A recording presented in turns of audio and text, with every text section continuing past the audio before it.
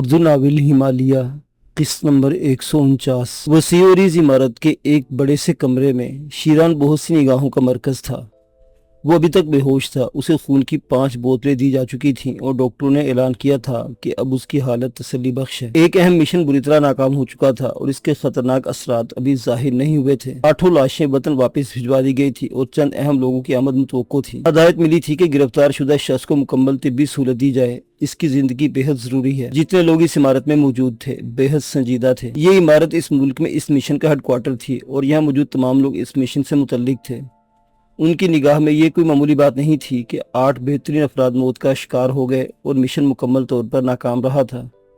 اس کی ناکامی کے اسباب کا کوئی پتہ نہیں چل سکا تھا۔ جس ماہر پائلٹ کو انہوں نے اس مشن کے ایک اہم رکن کی حیثیت سے روانہ کیا تھا وہ بیچارہ بھی صورتحال صحیح طور سے نہیں بتا سکا تھا، اور جس شخص کو یہ لوگ شدید زخمی حالت میں گرفتار کر کے لائے تھے اس کے بارے میں بھی دعوے سے نہیں کہا جا سکتا تھا کہ وہ اس مشن کی ناکامی کے اسباب پر کچھ روشنی ڈال سکتا ہے یا نہیں۔ تاہم اس کی شخصیت ان لوگوں کے لیے باعث دلچسپی تھی۔ وقت گزرتا رہا۔ شیران کی بے ہوشی بالآخر ٹوٹ گئی۔ اس کی تیمارداری کرنے والی ایک نرس نے متعلقہ لوگوں کو اطلاع دی کہ مریض اب کافی بہتر حالت میں ہے اور اسے ہوش آ گیا ہے، لیکن وہ بھی ایسی پوزیشن میں نہیں کہ اس کے بارے میں حتمی طور پر یہ کہہ دیا جائے وہ ہوش و حواس میں ہے۔ وہ لوگ جنہیں اس مشن کی ناکامی کے سلسلے میں آنا تھا اسی رات پہنچنے والے تھے۔ شام کے تقریباً 5:30 بجے تھے جب شیران نے کراہ کر کپڑے بدلی اور اپنی ناک میں لگی ہوئی نلکیں نکال کر پھینک دی۔ نرس نے اسے سہارا دینے کی کوشش کی تو اس نے اس کا بازو جھٹک دیا اور تلخ نگاہوں سے اسے دیکھتا ہوا بولا، میں ٹھیک ہوں، اب ان فضول چیزوں کی کوئی ضرورت نہیں۔ وہ کسی ایسی زبان میں بولا تھا کہ نرس کی سمجھ میں اس کا ایک لفظ بھی نہیں آ سکا۔ شیران آہستہ آہستہ ہوش میں آ گیا تھا۔ نرس نے ڈاکٹروں کو اس کے بارے میں اطلاع دی اور چند ڈاکٹر اس کے کمرے میں پہنچ گئے۔ ان کی ذمہ داری تھی کہ مسلسل اس بے ہوش شخص کی خبرگیری رکھیں اور مستعدی سے اپنا کام انجام دے رہے تھے۔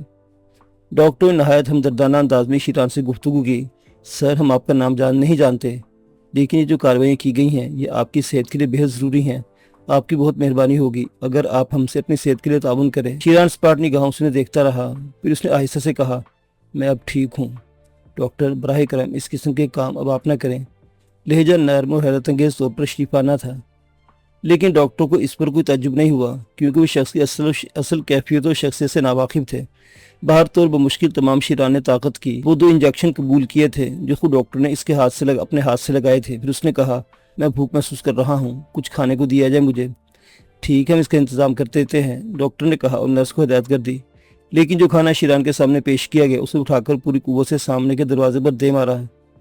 میں تم سے کہہ چکا ہوں، وہ انگلی اٹھا کر بولا، کہ میرے ساتھ اس قسم کی فضول حرکات نہ کی جائے۔ میرا زخم شاید ٹھیک ہو چکا ہے۔ میں تم لوگوں کا احسان مند ہوں کہ تم نے میری تیمارداری کی ہے، لیکن اگر یہ باتیں بھی تم لوگ مان لو تو یہ میرے حق میں بھی بہتر ہوگا اور تمہارے حق میں بھی۔ اس بار وہ اسی زبان میں بولا تھا جس میں اس سے گفتگو کی گئی تھی، چنانچہ اس کے الفاظ کو سمجھ لیا گیا۔ نرس نے ڈاکٹر سے ہدایت مانگی اور ڈاکٹر نے اسے حکم دیا کہ وہ اس مریض سے اس کی ضرورت کے بارے میں پوچھے۔ گوشت اور کافی، بس یہ 2 چیزیں مجھے فراہم کر دی جائیں۔ ڈاکٹر نے اجازت دے دی، لیکن نرس اس شخص کے وحشانہ کھانے کے انداز سے خوفزدہ ہو گئی تھی۔ اسے بھونا مرغ پیش کیا گیا تھا جسے اس نے آن کے آن میں ادھیڑ کر رکھ دیا اور پھر نرس کی طرف دیکھ کر نرم لہجے میں بولا، ڈیر اس ایک مرغ سے میرا بھلا نہیں ہوا، براہ کرم 3-4 مرغ مجھے اور دے دو۔ مسٹر، معاف کیجیے گا، ڈاکٹری اصولوں کے مطابق یہ غلط ہوگا، ورنہ میں آپ کے حکم کی تعمیل ضرور کرتی۔ شیران پھاڑ کھانے والی نگاہوں سے تکنے لگا، پھر وہ اشارے سے جھکا کر بولا، ٹھیک ہے، تم لوگوں کے رحم و کرم پہ ہوں، جو سلوک چاہو کرو۔ اس کے بعد وہ برا سا منہ بنا کر لیٹ گیا۔ گزرے ہوئے واقعات اس کے ذہن سے زیادہ دور نہیں تھے۔ اسے یاد تھا کہ کیا صورتحال پیش آئی تھی۔ جزیرے پر وہ تقریباً بے بس ہو چکا تھا۔ گہرے زخموں سے بہہ جانے والے خون نے اسے نڈھال کر دیا تھا۔ یہی وجہ تھی کہ وہ ان 2 آدمیوں کو صحیح طور سے مرمت نہیں کر سکا تھا اور اس کے ہاتھ سے زندہ بچ گئے تھے۔ اس کے بعد اسے کچھ ہوش نہیں رہا تھا، لیکن ہوش میں آنے کے بعد صورتحال کا جائزہ لینے میں اسے کوئی دقت پیش نہیں آئی۔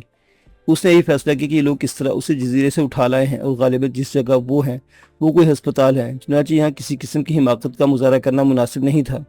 کھانے پینے کے سلسلے میں بھی اسے شدید بھوک کی وجہ سے غصہ آ گیا تھا، لیکن بعد میں اس نے اپنے آپ کو سنبھال لیا تھا اور یہ فیصلہ کر لیا تھا کہ مکمل طور پر صورتحال کا جائزہ لیے بغیر کوئی کارروائی کرنا مناسب نہیں ہے۔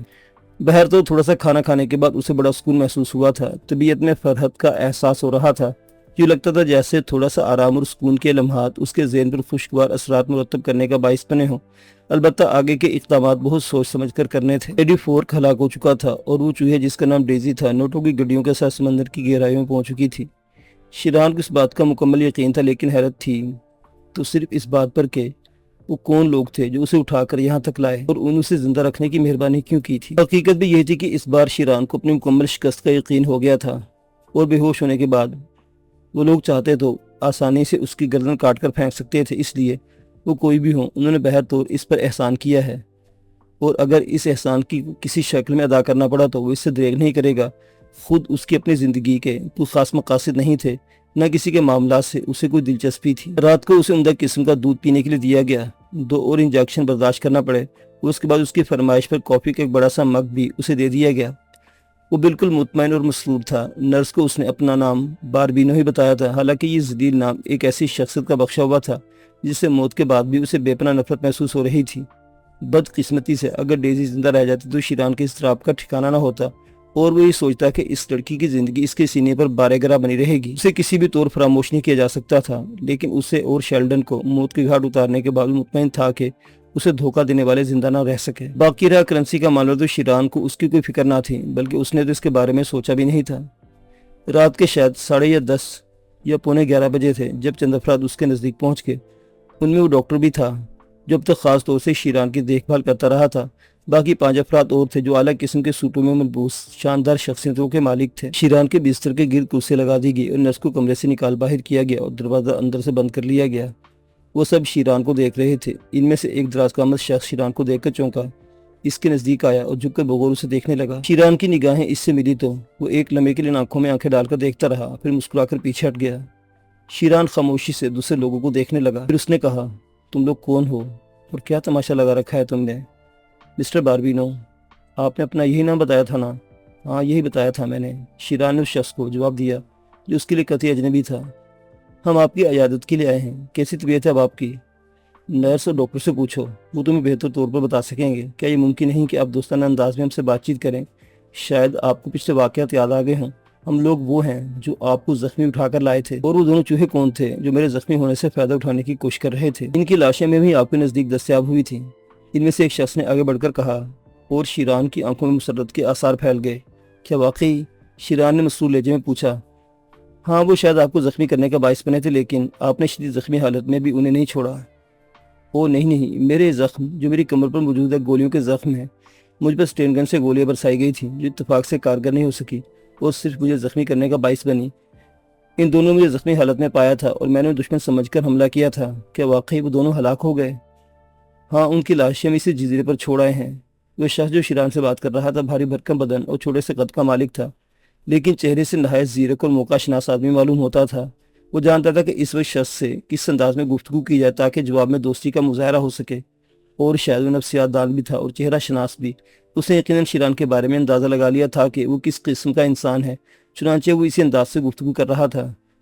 پھر مجھے یہاں کون لایا؟ شیران نے پوچھا۔ میں، اس شخص نے جواب دیا۔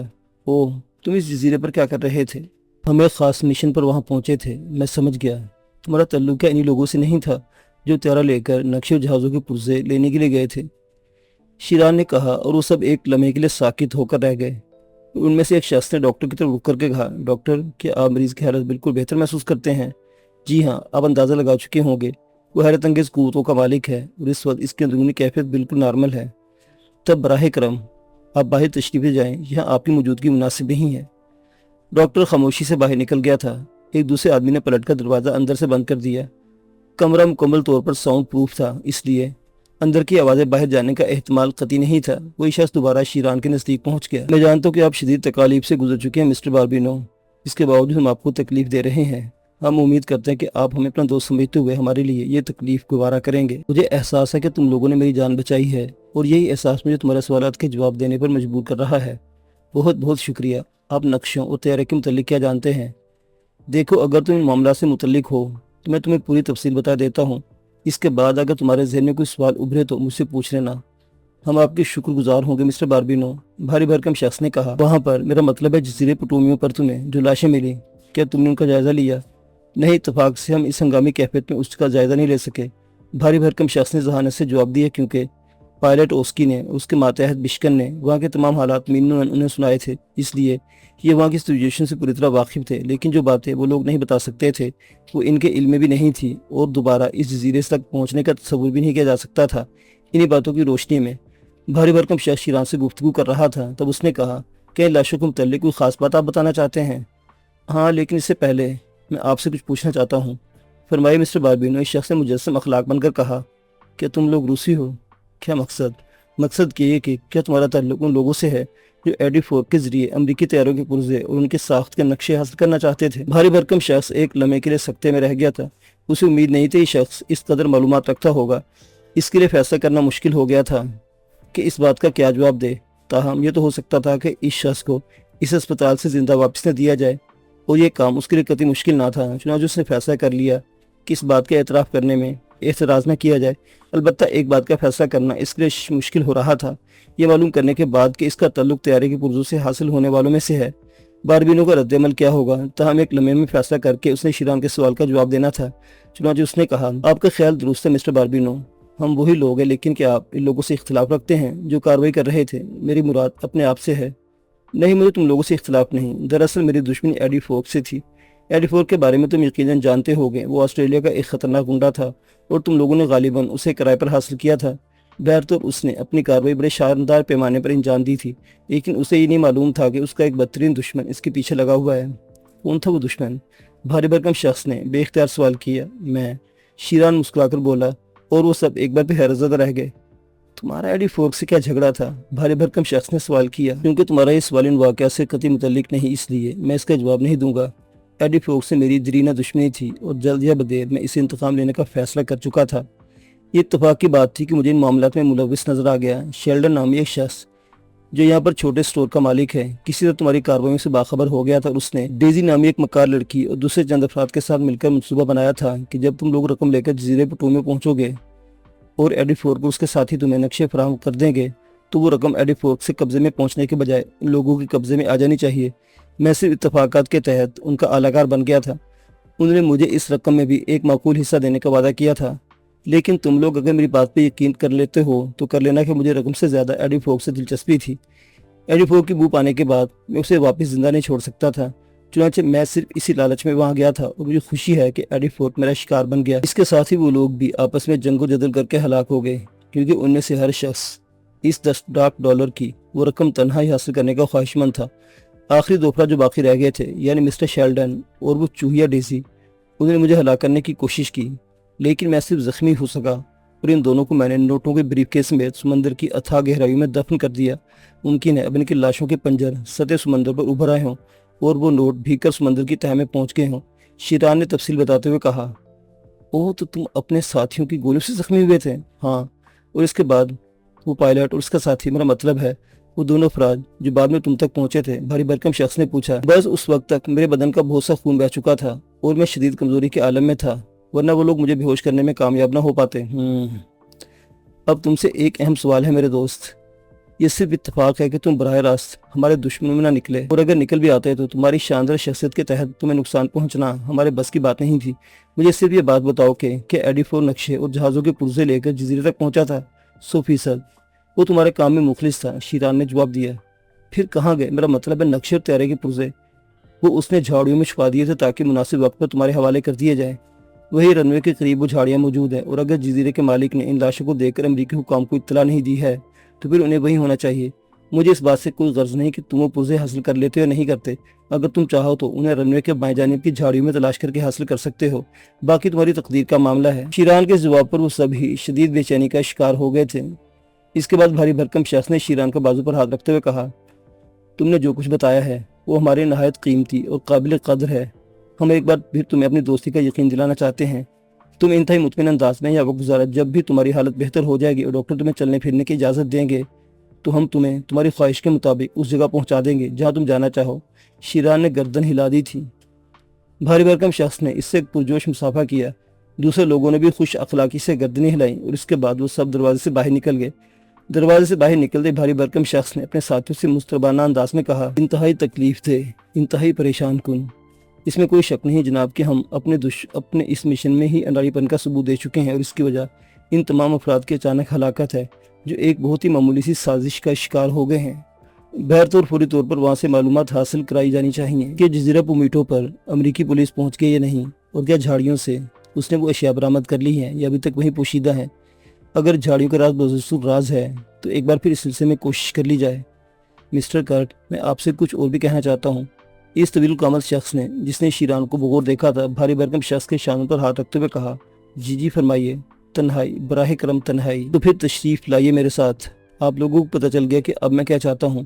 اس بار اس شخص نے دوسرے لوگوں کو مخاطب کر کے کہا تھا، جی ہاں مسٹر کرٹ، آپ مطمئن رہیے، ہم آپ کے ہدایت کے مطابق فوری طور پر عمل کریں گے۔ کرٹ اس دوسرے آدمی کو لے کر اسی عمارت کے ایک اور کمرے میں پہنچ گیا جس میں اسے کچھ خاص گفتگو کرنے کی خواہش کا اظہار کیا تھا۔ یہ کمرہ بھی ساؤنڈ پروف تھا اور دروازہ بند کر لینے کے بعد کرٹ نے ایک بٹن دبایا اور کمرے کے دروازے پر جست کی ایک موٹی سی چادر رینگ آئی، جس سے کمرے کی آوازیں مکمل طور پر کمرے میں محدود ہو کر رہ گئی تھیں۔ تب اس نے صوفے پر طویل القامت شخص کو بیٹھنے کا اشارہ کرتے ہوئے کہا، یقیناً آپ اس سلسلے میں کوئی بہت ہی خاص بات کرنا چاہتے ہوں گے مسٹر موٹاف۔ ہاں مسٹر کرٹ، لیکن یہ بات آپ کے کیس سے تعلق نہیں رکھتی۔ کیا مطلب؟ مسٹر کرٹ نے دلچسپی سے پوچھا۔ افسوس، میرے پاس اس وقت وہ تصویر نہیں جو Y3 ڈپارٹمنٹ کی طرف سے میرے محکمے کو موصول ہوئی تھی، ورنہ وہ دکھاتے ہوئے میں آپ سے کہتا کہ اس تصویر سے اس شخص کا جس کا نام باربینو ہے موازنہ کر کے دکھائیے۔ دونوں میں سرے منہ فرق آ جائے تو اس کی ہر سزا میں قبول کرنے کو تیار ہوں۔ کیا مطلب؟ کیسی تصویر؟ کیا Y3 ڈپارٹمنٹ کو اس شخص سے کوئی دلچسپی ہے؟ نہ صرف دلچسپی بلکہ یوں سمجھی کہ Y3 پلان کا بہت ہی اہم مورا ہے یہ شخص، اور اس کے لیے ہمارے ڈپارٹمنٹ نے بڑی بڑی قربانیاں دی ہیں، لیکن طویل عرصے سے یہ ڈپارٹمنٹ کی نگاہوں سے اوجھل ہے، اور ڈپارٹمنٹ نے تقریباً تمام محکموں کو اس کی تصویریں فراہم کر کے ہدایت دی ہے کہ جہاں بھی یہ شخص نظر آئے اس کی مکمل حفاظت و نگرانی کی جائے اور Y3 ڈپارٹمنٹ کو اس بارے میں اطلاع دی جائے۔ مگر یہ شخص کون ہے؟ پہاڑوں کا رہنے والا ایک قبائلی نوجوان جس کا نام شیران سلامن ہے۔ قبائلی؟ پہاڑوں کا رہنے والا؟ کون سے علاقے کا؟ مسٹر کرٹ نے متحیرانہ انداز میں سوال کیا۔ مشرق کے ان پہاڑوں کا جہاں Y3 ڈپارٹمنٹ کا ایک اہم ترین منصوبہ زیر عمل ہے۔ میں سمجھ گیا۔ تب تو یوں سمجھا جائے کہ یہ شخص ہمارے انتہائی کارآمد ہے اور اس کی شخصیت اچانک تبدیل ہو چکی ہے۔ جی ہاں، کیا آپ اسے میری تحویل میں دینا پسند کریں گے مسٹر کرٹ؟ کیسی باتیں کہتے ہیں مسٹر موٹاف؟ ہم سب کا ایک ہی مقصد ہے اور ایک ہی مسلک ہے۔ پارٹی کے لیے ہر شخص ہر جگہ کام انجام دینے کا پابند ہے، وہ کام جو پارٹی کی اور حکومت کے مفاد میں ہو۔ تو پھر آپ اس شخص سے اگر مزید کوئی کام نہ لینا چاہتے ہوں تو مجھے اس کا انچارج بنا دیا جائے، آپ کو اس سلسلے میں مکمل اختیار حاصل ہے، کرٹ نے جواب دیا۔ کانگ ہو کا بے دست و پا اور ان علاقوں کا سب سے با اختیار شخص مارلینو کانگ ہوئی میں مقیم تھا اور Y3 ڈپارٹمنٹ کی رکنیت قبول کر چکا تھا۔ تنظیم کی کئی میٹنگوں میں شرکت کرنے کے بعد وہ تنظیم کے اغراض و مقاصد سے واقف ہو چکا تھا۔ چونکہ اس کی اپنی زندگی بھی اسی قسم کی تھی اور وہ ذہنی طور پر کسی بھی ملک کا وفادار نہیں تھا، اس لیے اپنے طور پر اس نے فیصلہ کیا کہ تنظیم میں شامل ہو کر وہ دنیا کے بیشتر ممالک میں اپنے لیے آسانیاں حاصل کرے گا۔ چنانچہ اس میں کوئی حرج نہیں ہے۔ ان سے متفق ہونے کے بعد اس نے باقاعدگی سے مقامی طور پر تنظیم کے مفادات کی ذمہ داریوں کا عہدہ سنبھال لیا تھا اور خوش اسلوبی سے اپنا کام انجام دے رہا تھا۔ کچھ عرصے قبل شیران کا معاملہ اس کے لیے سوہانے روح بنا ہوا تھا۔ شیران کی حیثیت سے ایک شخص کو قتل کر دیا گیا اور گریچر اور میگنیشیا نے اسے اس بارے میں اطلاع دی تھی، لیکن بینکاک پہنچنے کے بعد جو رپورٹیں اور جو معلومات مارلینو کو حاصل ہوئی وہ مشتبہ تھیں اور حتمی طور پر یہ بات نہیں کہی جا سکتی تھی کہ حادثے کا شکار شخص شیران خان ہی تھا۔ میگنیشیا اور گریچر نے چونکہ اپنے آپ کو شیران کے سامنے پیش کیا تھا اور اس نے انہیں قطعی نہیں پہچانا تھا، اس لیے بات پایا ثبوت کو پہنچی تھی کہ وہ اصل شیران نہیں تھا، لیکن اس سلسلے میں جو کارروائیاں ہوئی تھی اور جس کے تحت شیران کا ہم شکل نعمان خان کے ہاتھوں قتل کرایا گیا تھا، اس کی کوئی اطلاع مارلینو کو نہیں مل سکی تھی۔ Y3 ڈپارٹمنٹ کے اپنے کام ایسے ہوا کرتے تھے، بڑی سی بڑی شخصیت کو بھی صرف اتنی ہی باتیں بتائی جاتی تھی جتنی تنظیم کے مفادات میں ہوں۔ ابھی تک مارلینو کو یہ علم نہیں ہو سکا تھا کہ کون کون سے علاقوں میں کون کون سی شخصیتیں انچارج کی حیثیت رکھتی ہیں۔ اسے بتا دیا گیا تھا کہ اسے کسی اور علاقے سے رابطہ قائم کرنے کی ضرورت پیش آ گئی تو پھر اسے اطلاع دے دی جائے گی کہ وہاں کا انچارج کون ہے۔ مارلینو کو اس پر کوئی اعتراض نہیں ہوا تھا۔ اس نے کانگہو میں تنظیم کے ڈپارٹمنٹ کھول لیا تھا اور اپنی پسند کے افراد کو وہاں رکھا ہوا تھا جو نہایت خوش اسلوبی سے Y3 ڈپارٹمنٹ کے کام انجام دے رہے تھے، لیکن شیران کی پھانس مارلینو کے دل میں ہمیشہ چبھی رہی تھی۔ وہ نوجوان بھلائے جانے کے قابل نہیں تھا۔ مارلینو نے ہر ممکن کوشش کر لی تھی کس طرح شیران کے بارے میں کوئی اندازہ ہو سکے، لیکن اس کی تمام تر کوششوں میں ناکامی رہی تھی اور کہیں سے بھی شیران کا کوئی سراغ نہیں مل سکا تھا۔ چنانچہ آہستہ آہستہ مارلینو شیران کو صبر کر بیٹھا تھا، لیکن جب بھی اس کے تصور اس کے ذہن میں آتا مارلینو کی دل کی کیفیت بہتر نہ رہتی۔ ایسے دنوں میں اسے اکثر اداس و ملول دیکھا گیا تھا۔ تنظیم کے لیے اسے ابھی تک کوئی ایسا کام نہیں کرنا پڑا تھا جو اس کے ضمیر کے خلاف ہو۔ بس چھوٹے چھوٹے معاملات تھے جو اسے دیکھنا پڑتے تھے۔ بعض اہم معاملوں میں بھی اس کی رائے اور مشورہ شامل حال ہوتا تھا۔ بینکاک میں اسے تنظیم کی طرف سے بہت سی عمارتیں اور افراد ویسے دیے گئے تھے جن کے تحت ضرورت پڑنے پر وہ کام لیا کرتا تھا۔ ابھی تو کوئی ایسا کام اس کے سپرد نہیں کیا گیا تھا جو بہت زیادہ اہمیت کا حامل ہو۔ بس ایڈا ڈمپل کی جگہ وہ انچارج کی حیثیت سے منتقل کر دیا گیا۔ تنظیم کی طرف سے اسے جو مراعات ملی تھی وہ بھی اس کے لیے قابل قدر تھی۔ اب بیشتر معاملات میں اسے آسانیاں فراہم ہو گئی تھیں، چنانچہ وہ تنظیم سے مخلص تھا۔ ویسے تنظیم نے اسے جب بھی کوئی کام سونپا اس نے اتنی خوش اسلوبی سے انجام دیا کہ تنظیم بھی اس کی طرف سے مطمئن ہو گئی۔ کانگھور اس کے نواح میں تنظیم کے معاملات بخیر و خوبی چل رہے تھے اور مارلن اپنی تمام تر کارروائیوں سے مطمئن تھا کہ ایک بار پھر اس کے ذہن کو جھٹکا لگا۔ وہ کانگھور میں تھا کہ گریچر نے ایک بار پھر اسے اپنے مخصوص ٹرانسمیٹر پر گفتگو کی۔ مارلینو نے گریچر کا پیغام وصول کیا تھا۔ وہ گریچر کیا بات ہے، خیریت تو ہے؟ کوئی الجھن، کوئی پریشانی؟ نہیں جناب، دراصل کانگھور میں رہ کر بہت سے معاملات آپ کے کانوں میں نہیں پہنچ پاتے۔ میں پچھلے دنوں کچھ غیر ملکی اخبارات کا جائزہ لے رہا تھا اور آج اسی کام میں مصروف تھا کہ میری نگاہ ایک خبر پر پڑی جس نے مجھے الجھا دیا ہے۔ کیسی خبر ہے گریچر، کیا بات ہے؟ جناب عالی، اگر آپ حکم دے تو میں وہ خبر آپ کو پڑھ کر سناؤں؟ ہاں ٹھیک ہے، یقیناً کوئی ایسی بات ہوگی کہ تمہیں مجھ سے رابطہ کرنا پڑا۔ خبر یہ ہے کہ لاس اینجلس میں جیکارڈ نامی ایک شاندار اور معزز آدمی کو بے دردی سے قتل کر دیا گیا۔ قاتل نے مسٹر جیکارڈ کو نہایت خوفناک انداز میں ہلاک کیا ہے اور یہ شخص ایشیا کا ایک قبائلی نوجوان ہے جسے شیران کے نام سے جانا جاتا ہے۔ سنا یہ گیا کہ پہاڑوں کا یہ رہنے والا کچھ عرصے قبل ایک عورت کماری کیلاشی کے ساتھ یہاں آ کر مقیم ہوا تھا اور اسی کے ساتھ رہتا تھا۔ کماری کیلاشی، جس کا اصل نام بعد میں ایڈا ڈمپل ظاہر ہوا، اس کی بیوی یا محبوبہ کی حیثیت سے اس کے ساتھ رہ رہی تھی۔ مسٹر جیکارڈ سے اس کے دیرینہ تعلقات تھے اور شیران اس کی معرفت مسٹر جیکارڈ سے ملا، لیکن اس نے مسٹر جیکارڈ کو قتل کر دیا۔ اس کے بعد کماری کیلاشی یا ایڈا ڈمپل نامی عورت کی لاش بھی پہاڑوں میں پائی گئی۔ شیران ہالی ووڈ کی جانب جاتا ہوا دیکھا گیا، لیکن اس کے بعد اس کا کوئی پتہ نہیں چل سکا۔ جیکارڈ لاس اینجلس کی بہت بڑی شخصیتوں میں شمار ہوتا تھا۔ وہ بہت سی بھاری صنعتوں اور کارخانوں کا مالک تھا اور ایک معزز ترین شخص سے شمار کیا جاتا تھا۔ پولیس شیران کی تلاش میں سرگردہ ہے اور امریکہ سے نکاسی کے راستوں پر مکمل نگرانی عائد کر رکھی ہے۔ ابھی تک شیران کا کوئی پتہ نہیں چل سکا۔ جو گریچر خبر پڑھتا جا رہا تھا، مارلینو کی حالت غیر ہوتی جا رہی تھی۔ پھر جب گریچر خبر پڑھ چکا تو دیر تک مارلینو کی آواز نہیں ابھری۔ مارلینو کی آنکھوں سے آنسو روا ہو گئے تھے۔ وہ عجیب سے انداز میں بیٹھا ہوا تھا۔ گریچر نے اسے پکارا، مسٹر مارلینو۔ ہاں گریچر، ہاں، اب بتاؤ، شیران زندہ ہے نہیں؟ جناب عالی، کھل کر لکھا گیا اس کے بارے میں۔ اس کا مقصد ہے کہ امریکی پولیس نے بھی بڑی زبردست چھان بین کی ہے، ورنہ اتنی زبردست تفصیلات کس طرح معلوم ہوتی؟ ہاں بے شک، اس میں کوئی شک نہیں کہ گریچر، تم اور میگنیشیا میرے پاس پہنچ جاؤ، مجھے اس وقت تمہاری ضرورت ہے۔ باقی باتیں میں تم سے تمہارے سامنے بیٹھ کر کروں گا۔ بہتر جناب، ہم حاضر ہو رہے ہیں، گریچر نے جواب دیا اور سلسلہ گفتگو منقطع ہو گیا۔ مارلینو متضاد کیفیت کا شکار تھا۔ اس کے دل میں شیران کی یاد ایک بار پھر تازہ ہو گئی تھی۔ حالانکہ طویل عرصہ گزر چکا تھا اور اب تو شیران کا تصور بھی دھندلانے لگا تھا، لیکن کیا کیا جاتا، اس بدبخت کو جس نے اپنی زندگی کا کوئی مقصد نہیں بنایا تھا، بس آوارہ گردی اور ماحول سے فرار اس کی فطرت بن چکا تھا۔ سال ہا سال ہو گئے تھے مارلینو نے اس کی شکل نہیں دیکھی تھی۔ وہ نہ جانے کہاں کہاں مارا پھرتا رہا تھا۔ ہندوستان کے بارے میں سنا تھا کہ وہاں وہ مونی ماردین کے ساتھ دیکھا گیا تھا۔ تنظیم میں شامل ہونے کے بعد مارلینو کو اس سلسلے میں تمام معلومات حاصل ہو گئی تھی۔ یہ معلومات خاص طور سے اس نے شیران کے بارے میں حاصل کی تھی۔ اسے پتہ چل گیا تھا کہ رانی ایراوتی کے نام سے جو عورت ہندوستان میں تنظیم کے مفادات کی نگرانی کرتی تھی، وہ رقابت کا شکار ہو گئی، اور ایڈا ڈمپل، جس پر تنظیم کو مکمل بھروسہ تھا، شیران کی محبت کا شکار ہو کر تنظیم سے بغاوت کر بیٹھی۔ مارلینو کو یہ بھی علم ہو چکا تھا کہ ایڈا ڈمپل اتنی چالاک عورت تھی کہ ہر قسم کی کوشش اسے پانے میں ناکام رہی اور تنظیم کے بہترین دماغ اس کا کھوج نہیں لگا سکے۔ پتہ نہیں کس طرح وہ شیران کے ہاتھ لگی اور شیران نے بالآخر اسے ختم کر دیا۔ مارلینو جو شیران کے بارے میں سوچتا تھا، اس کے اندر ایک عجیب سا ہیجان، ایک عجیب سا اضطراب پیدا ہونے لگتا تھا۔ شیران بے شک ایک لاؤبالی شخص تھا، زندگی کے تمام انداز سے نابلد کسی بھی شخص کے لیے اس کے دل میں رعایت کی گنجائش نہیں تھی، لیکن مارلینو کے لیے اس نے جہاں بھی موقع ملا تھا کام کیا تھا۔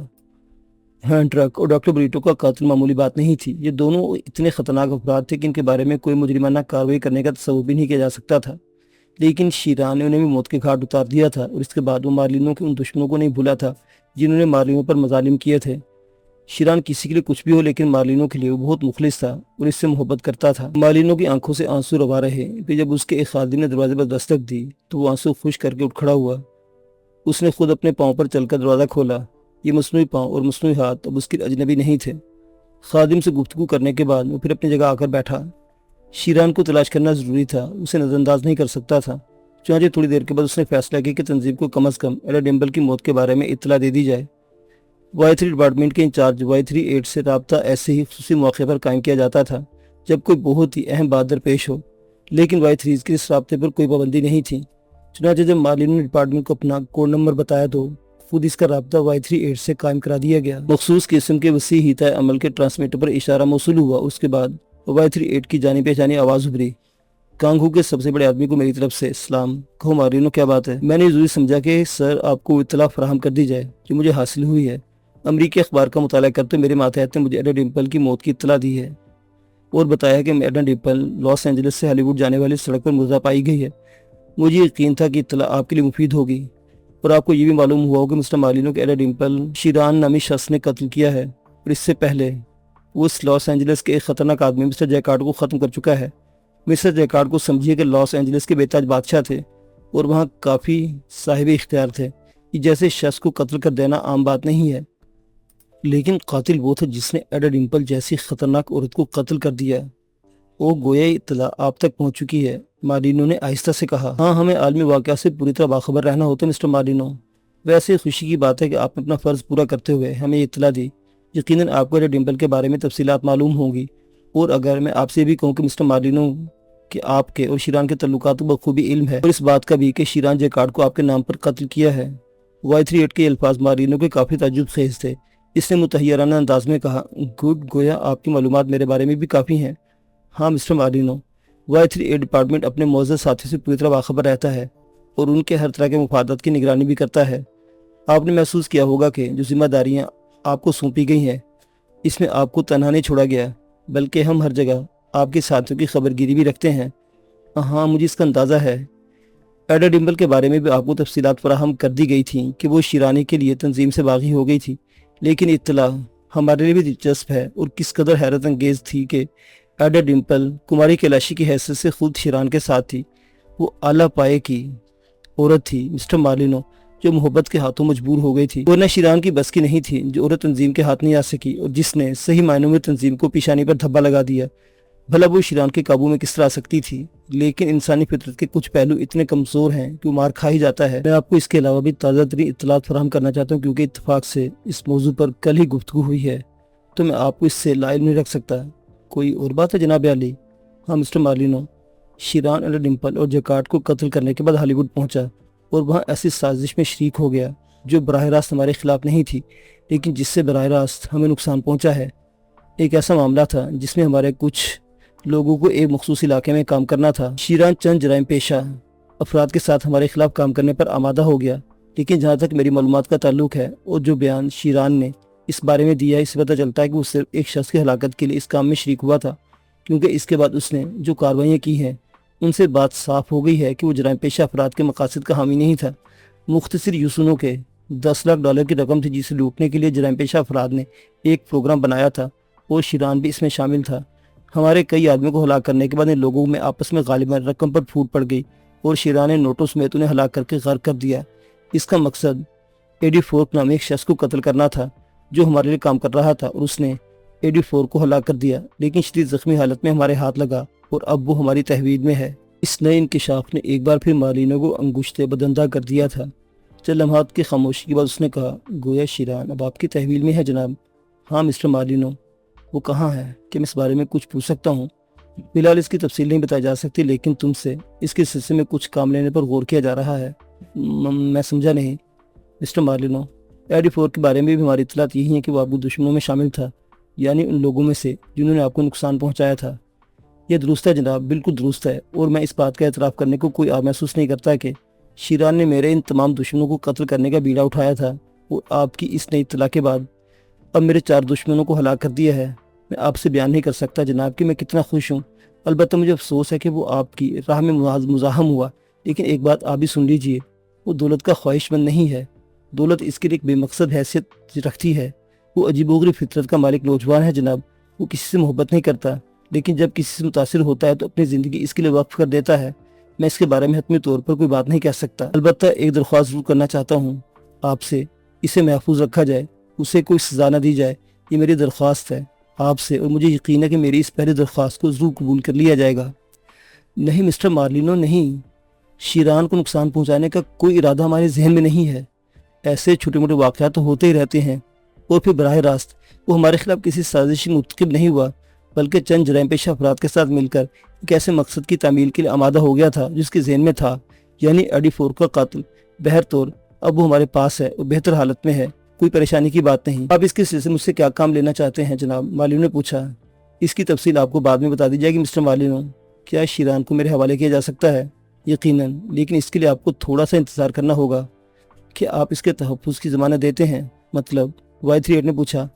میں چاہتا ہوں اسے کسی قسم کا کوئی نقصان نہ پہنچایا جائے، اور اب جب کہ آپ یہ سمجھتے ہیں کہ وہ قابل معافی ہے اور آپ اسے معاف کرنے کا ارادہ رکھتے ہیں، تو میری درخواست ہے وہ جن لوگوں کی تحویل میں ہے اس سے کہیے کہ اس کی دلجوئی کرتے رہیں، ورنہ وہ دیوانہ صفت آدمی ہے۔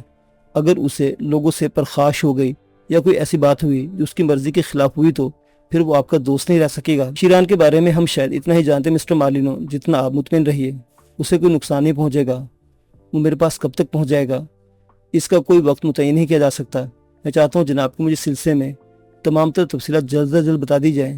یقیناً بتا دی جائیں گی، بس یوں سمجھ لیجئے کہ ہم اسے آپ کی تحویل میں دے کر اس کی حفاظت چاہتے ہیں۔